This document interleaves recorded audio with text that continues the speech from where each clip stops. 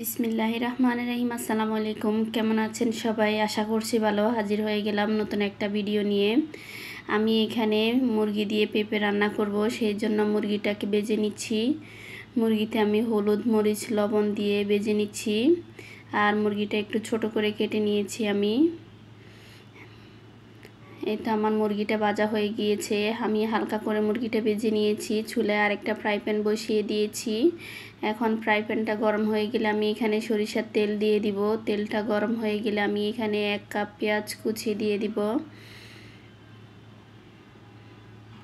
পেঁয়াজটা দিয়ে ভালো করে নেড়ে ছেড়ে মিশিয়ে নিব।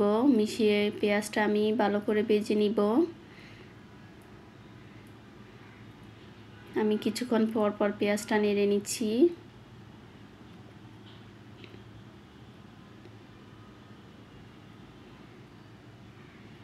আমার পেঁয়াজটা প্রায় ভাজা হয়ে গিয়েছে। আমি এখন একটু পানি দিয়ে দিব।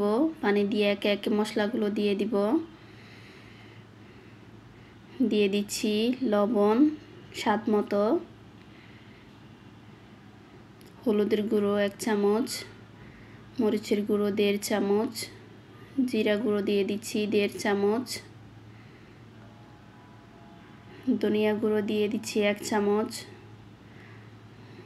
গরম মশলা গুঁড়ো দিচ্ছি 1 চামচ,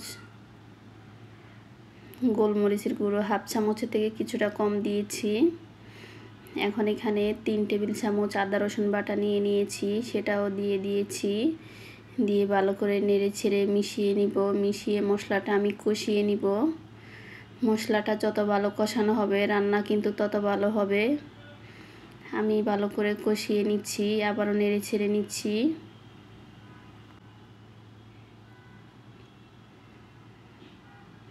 এই তো আমার মশলাটা কষানো হয়ে গিয়েছে। এখন আমি এখানে পেঁপে দিয়ে দিব।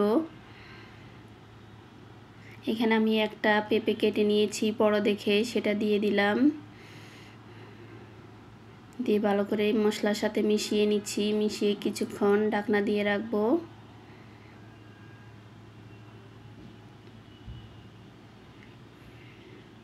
আমি আবারও ভালো করে নেড়ে ছেড়ে নিচ্ছি।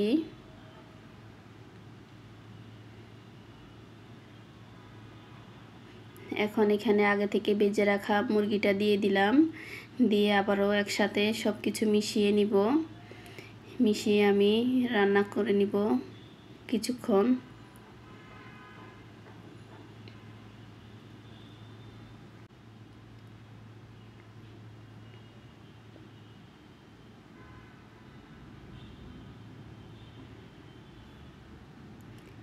আমি কিছুক্ষণ রান্না করে নিয়েছি। এখন আবারও ভালো করে নেড়ে ছেড়ে নিচ্ছি। এখন ঝোলের জন্য পানি দিয়ে দিব। আমি এখানে পরিমাণ মতো পানি দিয়ে দিচ্ছি। এই পানিতে রান্নাটা করে নিব আমি দিয়ে দিয়েছি। এখন আবারও ভালো করে নেড়ে ছেড়ে নিচ্ছি।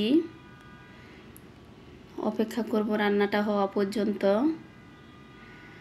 এই তো আমার রান্নাটা প্রায় হয়ে গিয়েছে। আমি আরও কিছুক্ষণ রাখবো। এতে এখন আমি নামিয়ে ফেলবো। আমার রান্নাটা হয়ে গিয়েছে। আমার ভিডিওটি যদি আপনাদের ভালো লেগে থাকে তাহলে লাইক কমেন্ট শেয়ার করে অন্যকে দেখার সুযোগ করে দিবেন। দেখা হবে অন্য কোনো ভিডিওতে। সেই পর্যন্ত সবাই ভালো থাকবেন। আসসালামু আলাইকুম। আল্লাহ হাফেজ।